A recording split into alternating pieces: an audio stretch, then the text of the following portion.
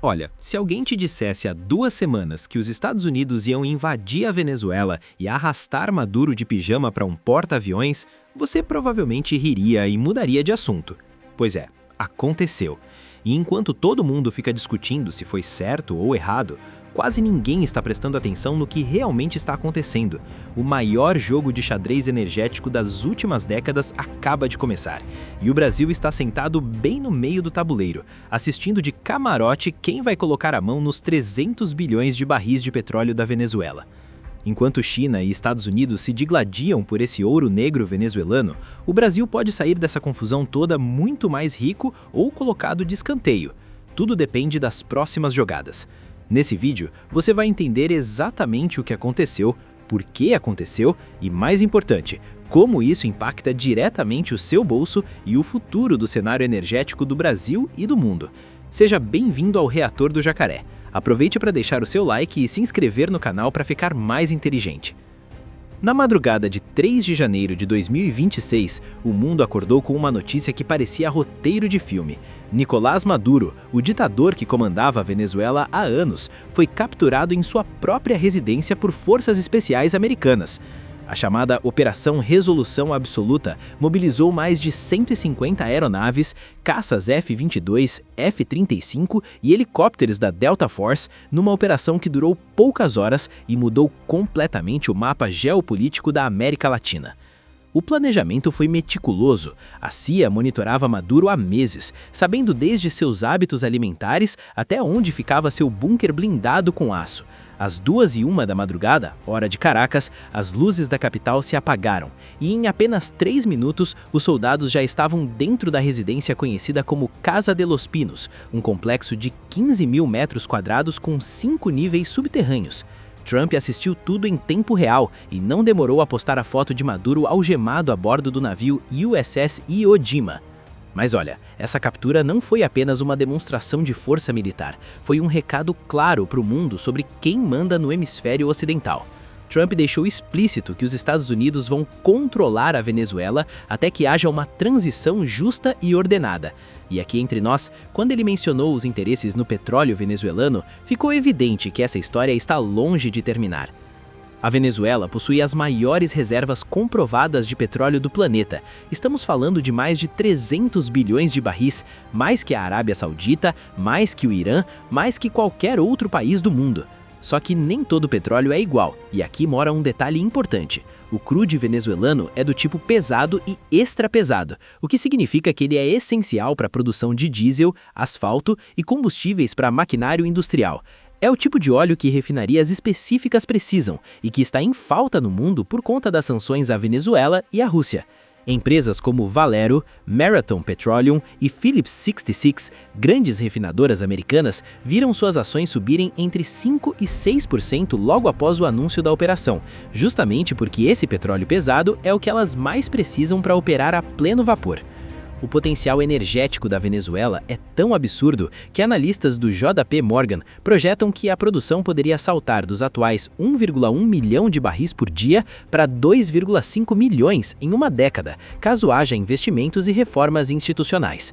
Mas claro, entre o potencial e a realidade existe um grande abismo e muita sucata.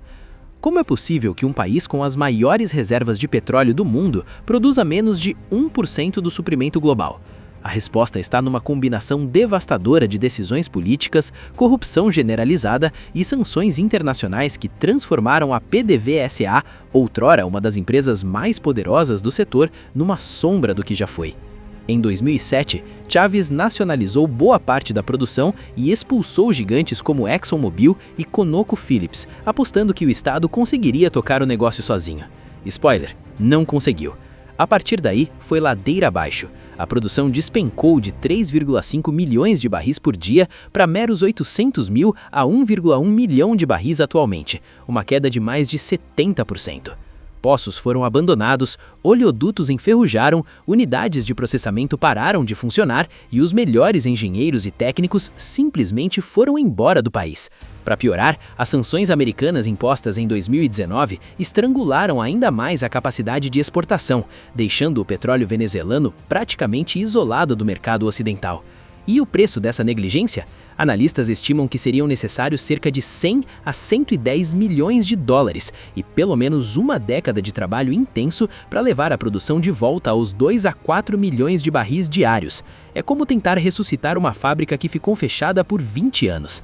E aqui está o ponto crucial. Será que com Maduro fora do jogo, as petroleiras internacionais finalmente vão ter confiança para colocar esse dinheiro na mesa?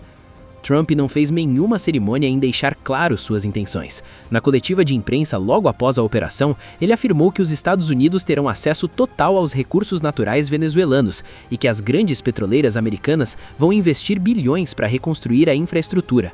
O secretário de Estado, Marco Rubio, deixou isso cristalino.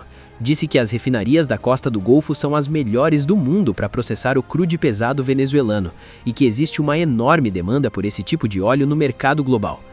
Só que o interesse americano vai além de simplesmente extrair petróleo. Ao controlar o suministro venezuelano, Washington consegue pressionar a China, que era a maior compradora do crudo de Caracas, absorvendo quase 80% das exportações. Rubio deixou isso cristalino. Não vamos permitir que o hemisfério ocidental seja uma base de operações para adversários dos Estados Unidos. A China agora se vê numa situação delicada. Seu fornecedor de crudo pesado com desconto praticamente sumiu do mapa de um dia para o outro.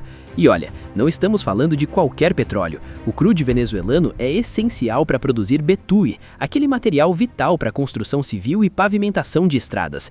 Os contratos futuros de betume na Bolsa de Xangai já começaram a subir, sinalizando que o mercado está nervoso com o que vem pela frente.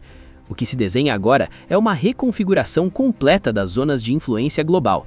A Rússia domina o leste europeu e parte da África. A China controla a Ásia Oriental e avança na África. E agora, os Estados Unidos deixaram claro que a América Latina é território deles.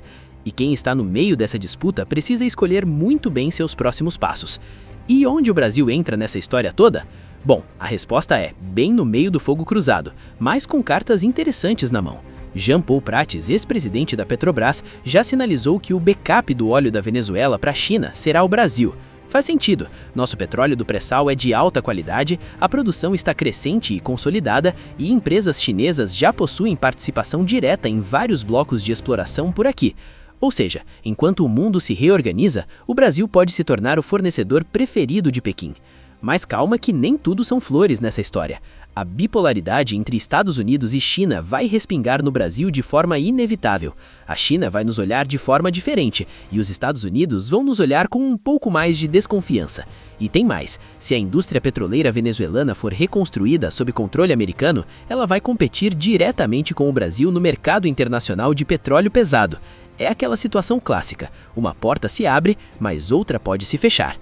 A grande vantagem brasileira, no entanto, é uma que poucos países podem ostentar: a ausência de sanções internacionais.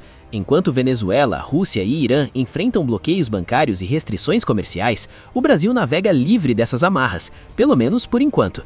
Isso significa que refinarias chinesas, bancos internacionais e traders globais podem negociar conosco sem medo de represálias.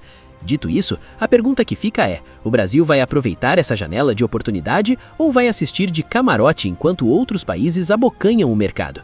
Se esse conteúdo abriu sua mente para enxergar o cenário energético, então faz o seguinte: se inscreve no Reator do Jacaré e ativa o sininho das notificações. Aqui a gente destrincha ciência, processos químicos e tecnologia sem enrolação e sem mimimi. Forte abraço e até o próximo vídeo.